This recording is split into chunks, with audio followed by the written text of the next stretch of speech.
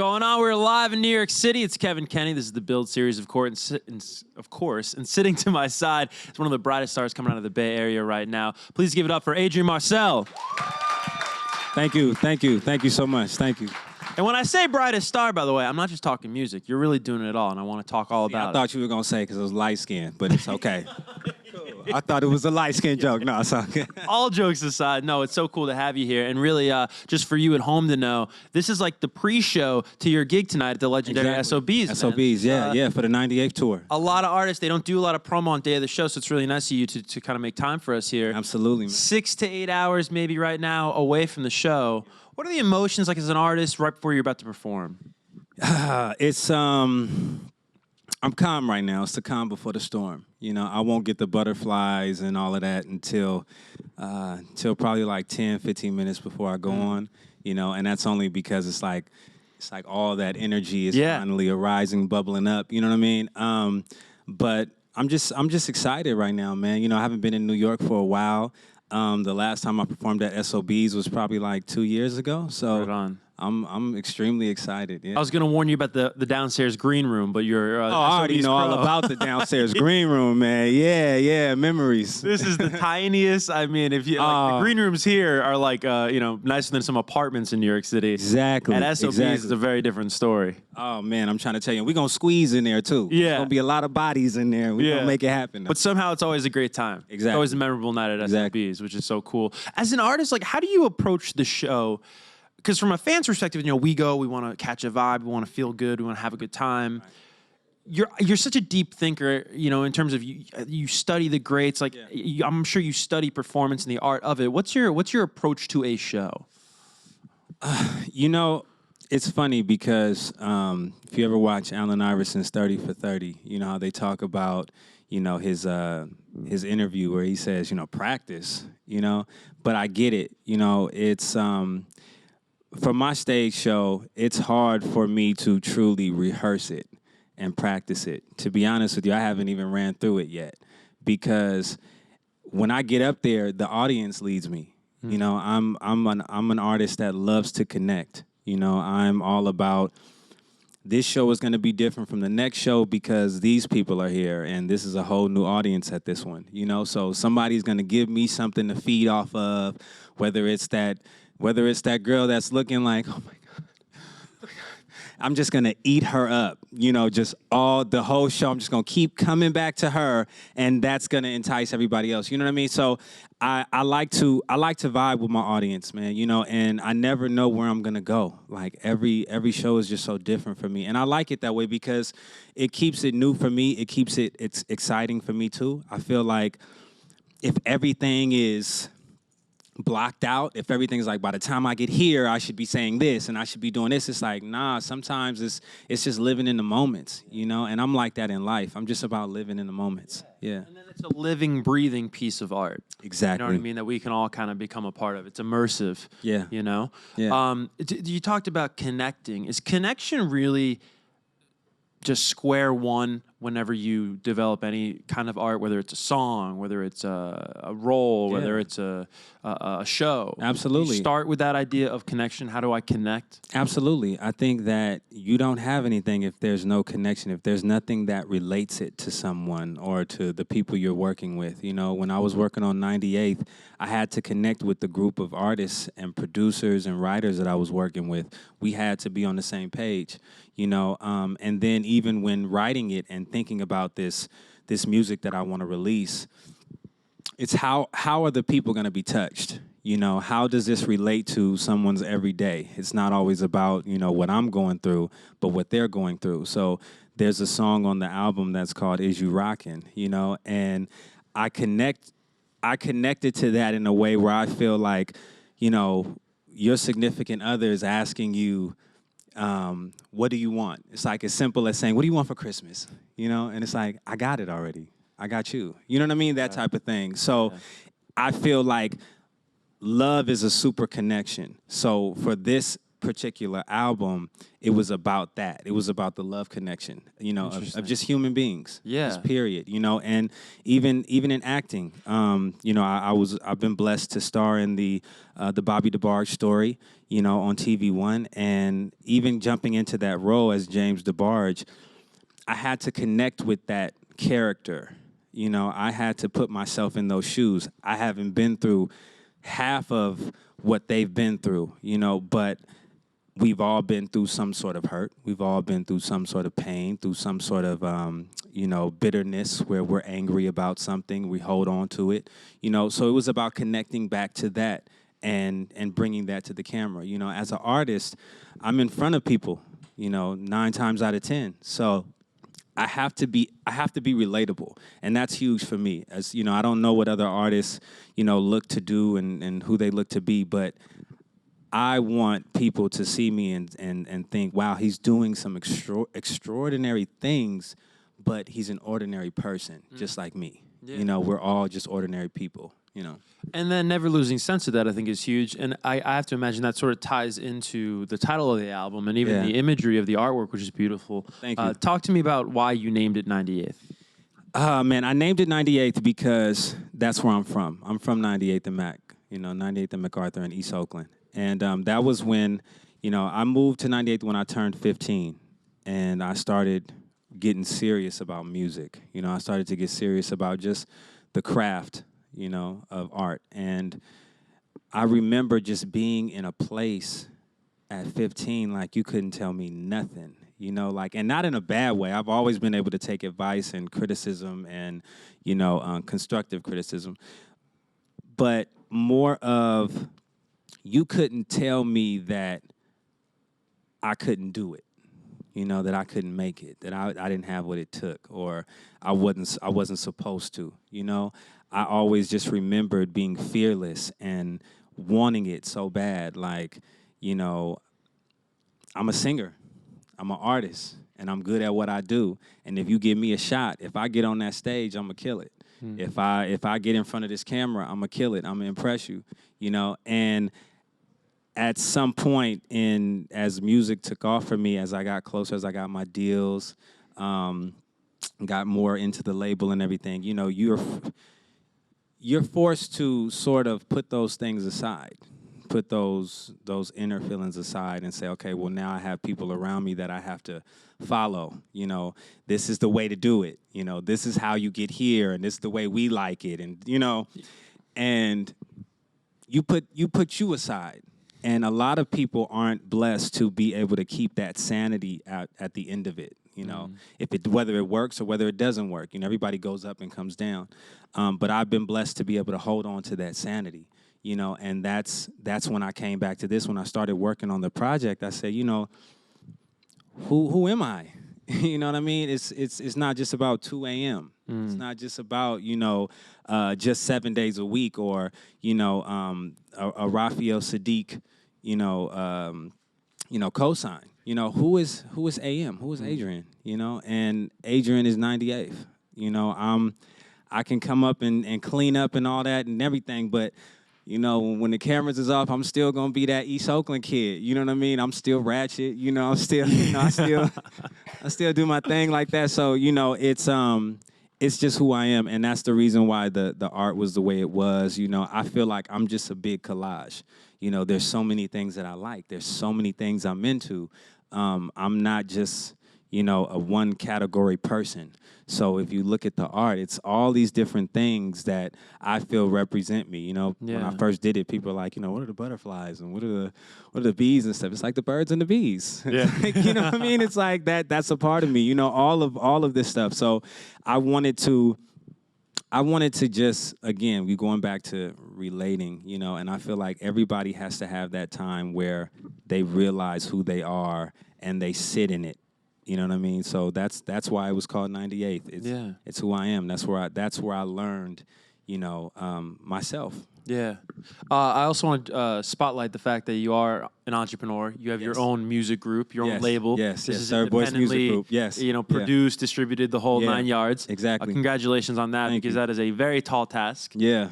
And I know that so much of your major label experience, which you kind of touched on just there, has probably informed how you go about your business today. What are some of the, if there is an independent artist watching, what are some of the business tactics or maybe the best practices that you've been able to inform your own pursuit?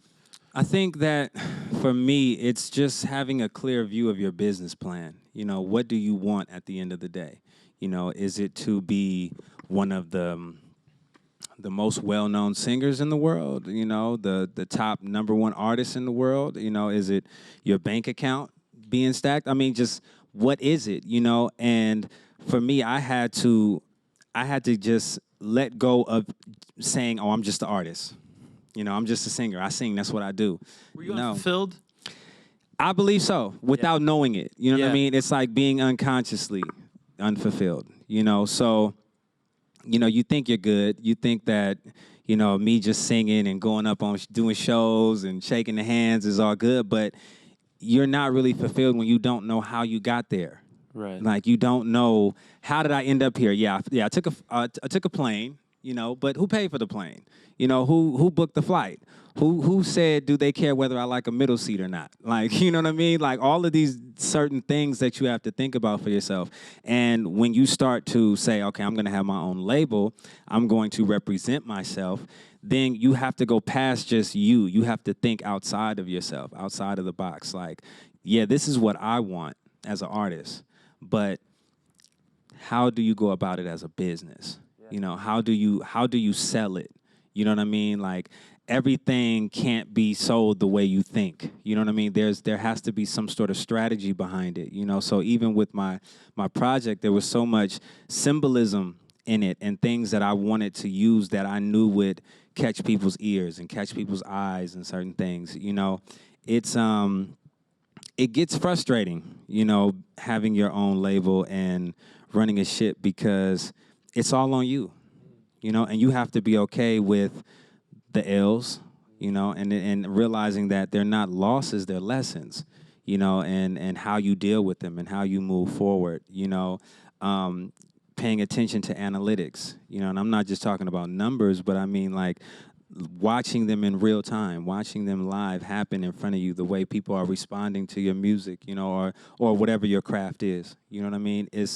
You just have to go a little deeper in the thought process than just being an artist. You have a big task, because you are representing your brand. I'm representing Third Voice Music Group. I'm the first artist signed to Third Voice Music Group. Everything I do from this point is a blueprint for the next artist and the next artist. And it's all about how I have laid the foundation in the pavement, So you have to just think past yourself, Yeah, absolutely. I got to imagine, though, despite the frustrations, despite the L's that you got to kind of put on your own shoulders, just the control has got to be more valuable than, because I think what a lot of people don't understand, or artists don't understand, is when they sign to a major label, you become a spoke in a very large wheel, as opposed to, as an independent artist, you are the bicycle, if you will, right? Exactly. You don't know all of the pieces and the mechanics that are going in to your situation when you're on a label. A lot of these times, I've run into people even recently that were like, "Yeah, man, I worked your project. I was at the label." I don't even know who you are, never met bro. that guy. Like, Yeah, I've never exactly. met you before. You know what I mean? So it gets a little. It definitely gets frustrating for me. I want to know, and that's where I had to step in and tell myself, like, okay, I want to know and I want to be a part, but am I ready for that task? You know what I mean? We want control, but are you ready to deal with what that control is? These decisions are all on you. So it's not like you can just say, oh, man, go talk to him. Go ask him. He knows. No. Right. I'm asking you. I'm asking the man right now. What's this? What's that? Where are we going from here? How are we getting there? Are we doing this? Are we choosing that? And it all falls back on you, But for me, I love that. I love being in control in a way where if it goes sour, it's on me. Just like if it goes great, it's on me. Give me that credit. You know what I mean? And credit now to me means so much more. It's empowering to say, I executive produced my project. I executive produced my last video. I'm executive producing this tour. You know what I mean? I think that for me, that means so much more than just to say, you know, I sold a bunch of records or #4 on the billboards. That's cool, but to be able to go back and pick out those steps that you took, and to be able to and to look at your layout and say, wow, we did this. You know, we put this together. These connections that we made, this is now an index for everyone and every entity that we've worked with. And now if I go out and want to start something else, I can take this same blueprint and utilize it as well, you know? The stakes are just so much higher, but so much higher, but it's so much rewarding, more rewarding, you know? Totally. You can sell 1 million records on a label and walk away with $30,000. If that. You know what I mean? It's wild. Or you can sell 30,000 records and walk away with M's. Yeah. I mean, it's just up to you and your hustle. Yeah, you know? absolutely. As a longtime R&B fan, before we kick it over to the fans, I got to ask about this Oakland stop on the Millennium Tour. Yeah. Because I went to that tour twice. I went to that tour. We had B2K on the show last year. I went to the Hulu Theater here. I caught him at the American Airlines Arena down in Miami. But you popped up for the Oakland stop. Yeah. How did that come about? That must have been a dream come true. No, absolutely, man. Shout out to some really dope people, man. Bobby V, #1, and Pleasure P as well, you know, because Pretty Ricky was on there. Bobby V was on there. Pretty Ricky may have been the best act on that bill. They shut it. I mean, at I least thought in they were Miami, going to pass out. Oh my God. Yeah, I thought they were going to pass out. I mean, they was going so hard. You know what I mean? By the time you got to B2K, it was like, man. I feel bad for B2K. Right, it's like, oh, man, I'm kind of spent. You know what I mean? But, nah, you know, I was on tour with Pleasure P in Fiji, and he was talking to me, and he was like, man, I want to bring you out for the tour. You know, I want to, you know, bring you out. So I'm like, all right, cool, you know. And I forgot what happened. We had lost touch, but then Bobby V hit me, and he was like, yo, man, I'm going to be in the city. I would love for you to come out. And I just thought it was dope, you know, especially for, you know, R&B artists to think about each other like that. You know, I think rappers do it more now, but I think it's kind of hard sometimes for R&B artists to connect community and to be a community, because there's so much competition. You know, we feel like, you know, oh, well, you know, I don't want nobody to think you sing better than me, or I don't want nobody to. There's only so many features to go around. You know what I'm saying? Yeah. But for me, it's different. Like I've always felt like what's for you is for you. You know, so what do you lose by lighting another candle if you're a candle? You know what I'm saying? Yeah. And I thought that it was just extremely dope, because that's something I do. I think like that. So for that outreach to happen, for Bobby V to hit me like that, and like, man, I just want to bring you out. I thought it was dope, and I came out, and it was just crazy to think that this record, 2 a.m., came out in the end of 2013, you know? And as soon as, I mean, I could barely hear the music when it started, when it came on.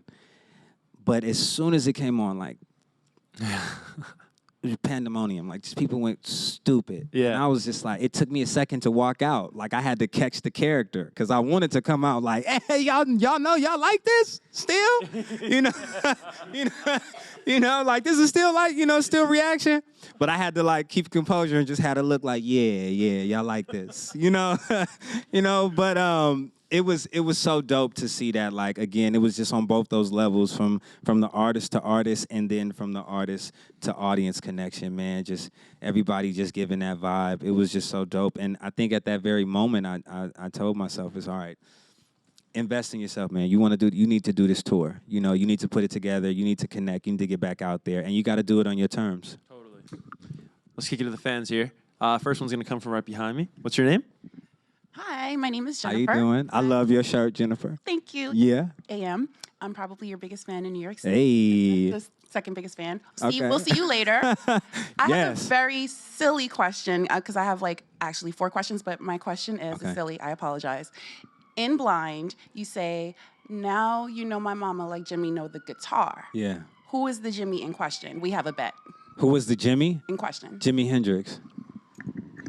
You Can didn't know that? Can I have Who's a the other- dollar? who was You the didn't other know- Jimmy? So who did you think the Jimmy thought was? It was a reference to Raphael Sadiq, Jimmy, that. Oh, like the so- Jimmy Lee. Oh, Yeah. okay. Yeah. See, I didn't even know about Ray's Jimmy. Okay. yet. So this was like way before. Before So that, I hadn't yeah. I hadn't known yet.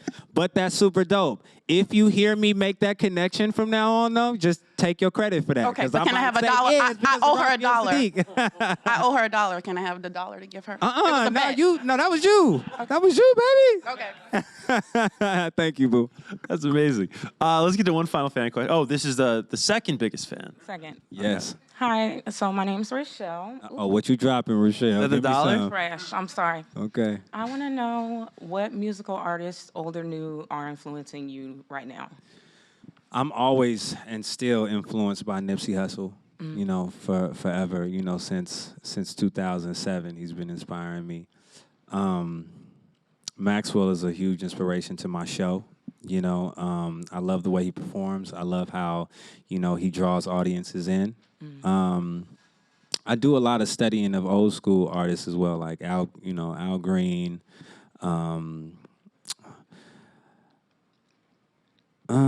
trying to think of somebody recently who has really inspired me. I always pull from so much old school music, you know, because I feel like history repeats itself anyway, you know. So a lot of older artists. Marvin Gaye is an extreme inspiration to me. I feel like not only just the music, but the soul of him, you know, how he carried himself. It was kind of like a carelessness, like, you know, I'm who I am and I'm going to be okay. You got to be okay with that, you know, and that's kind of like me, you know. I like to just stand behind my views, stand behind the way I feel, and just let it all hang, you know? Yeah. Thank you. Excellent question. Great questions. All right. Unfortunately, we're out of time here, Adrian, but you also have a man. show to get ready for. Yes. Must I remind you? This is the first of many, many shows that Adrian's going to be doing this year. Yes, If you can yes. go online and check those out. What's the Yes, best you can place go to do that? adrianmarcelmusic.com to get your tickets. You know, there's 13 cities. Tonight is the first night.